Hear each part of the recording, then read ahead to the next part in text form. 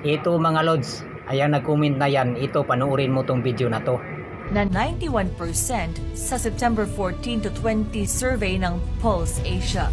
Dito nagulantang ang maraming kritiko sa pandemic response ng pamahalaan dahil sa kabila ng mga batikos nila, heto't sinampal sila ng katotohanan.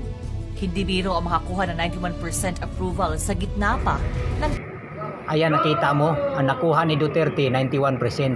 Naniniwala ako dyan sa balita na yan kasi buong barangay namin nakatanggap kami ng ayuda, tapos nakatanggap pa kami ng cash kada 2 beses, tag 6,000 naman ikalawa.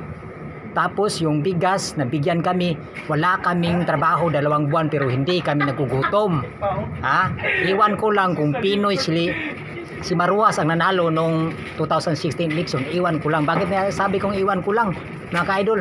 Kasi bagyong Yolanda nga, hindi nila nabigyan. Pinabulok lang nila yung kontinir ba na donasyon sa ibang bansa. Pinabulok nila, hindi nila binigay doon sa nasalanta sa bagyo.